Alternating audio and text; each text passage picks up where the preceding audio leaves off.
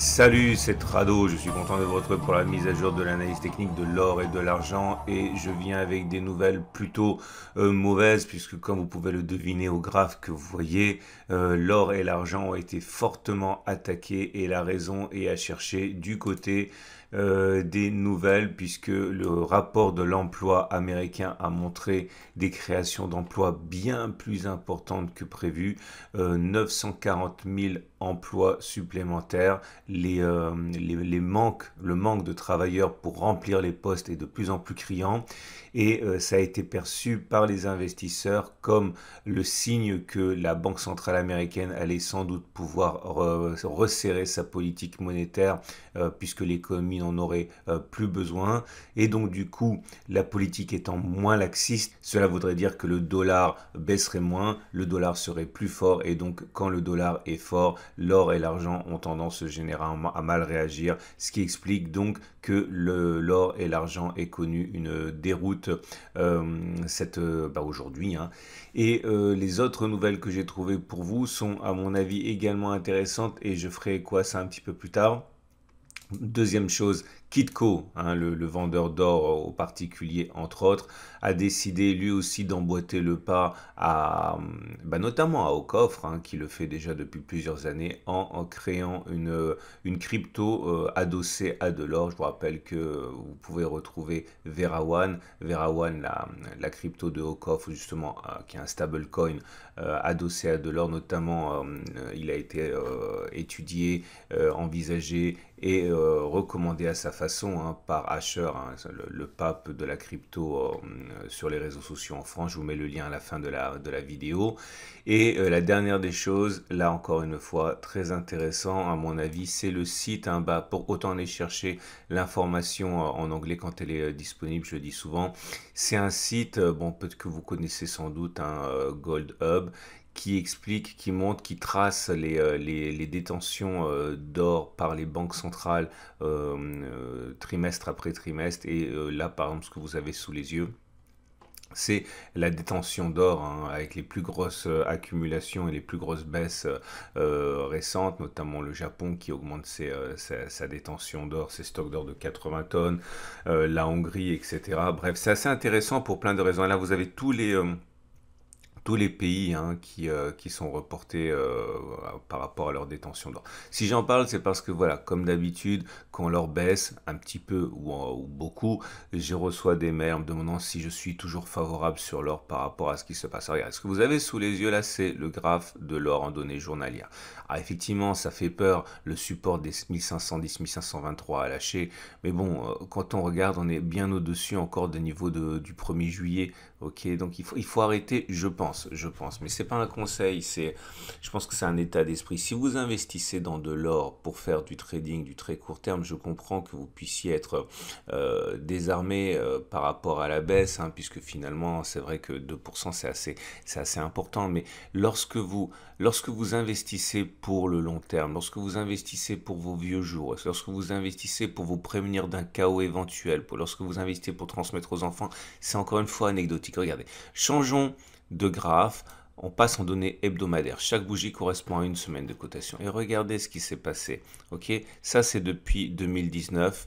Regardez, mais je le montre tout le temps, mais j'ai pas d'autre choix que de vous le montrer parce que je reçois tout le temps des mails inquiets. Regardez, on a pris 62% et là on est redescendu. On n'est plus qu'à une progression de 40% depuis 2019. Ok, il faut vraiment contextualiser l'investissement en or et en argent.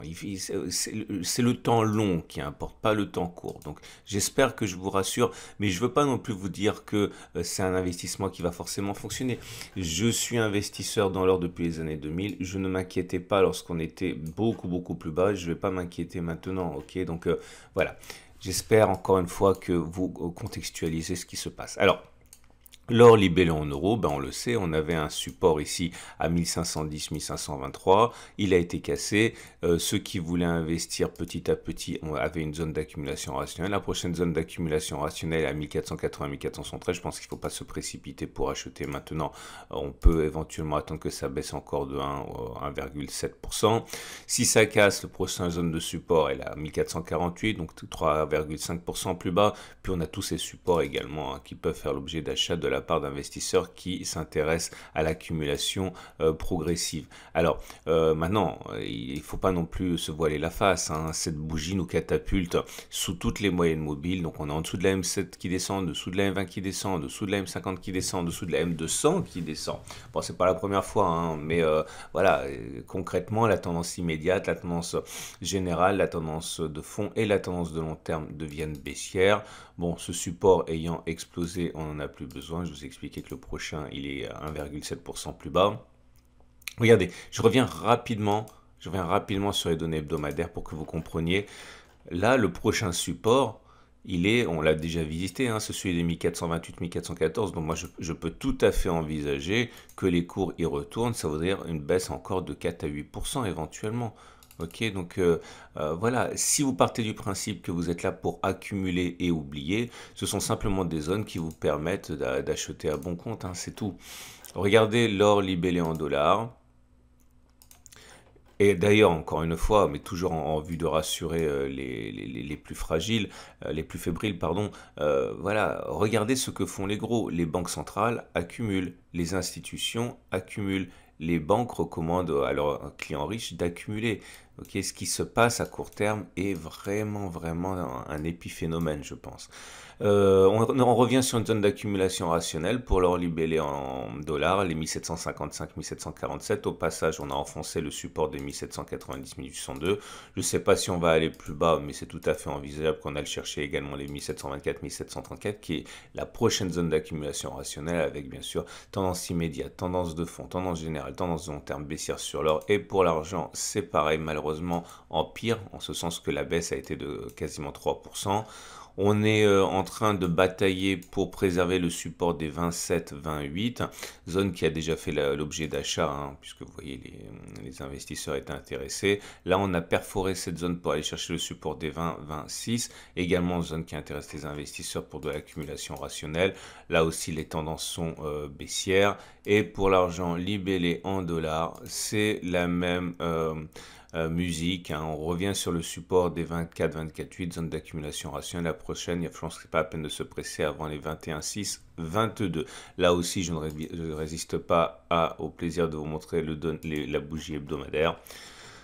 Bon, alors toujours pareil, ça c'est depuis 2020. 2020, l'argent a pris entre 9 mars 2020 et août 2020 à 156% et on est toujours à plus 109%. Ok, c'est pas les indices hein, en général qui sont sur ces niveaux hein, une fois qu'on tient compte du crash Covid. Hein. Bref, prochaine zone d'accumulation rationnelle en données hebdomadaires, c'est les 23-21. Donc ça peut encore baisser sérieusement, mais si on regarde les données journalières, vous l'aurez compris, on a d'autres choses qui peuvent servir de zone d'accumulation rationnelle, notamment la zone sur laquelle nous sommes, et les 21-6-22. Voilà, je vous souhaite une excellente journée. Je vous rappelle, parce qu'on m'a également posé la question pourquoi je faisais l'euro et les dollars, tout simplement l'euro pour les investisseurs de la zone euro et en dollars pour les autres, hein, et voire même pour les traders du coup, hein, puisque nous, en Europe, on s'intéresse à l'argent en euros. Voilà, je vous souhaite une excellente journée et je vous dis à mercredi pour la mise à jour. Si vous voulez retrouver les sites dont je vous ai parlé au début, hein, notamment les détentions de Banque Centrale et regarder ce qui se passe mois après mois, vous avez les liens juste en dessous de la vidéo. Vous allez sur mon site et mon site répertorie ces mêmes pages dont je vous ai parlé. Donc à mercredi pour la mise à jour.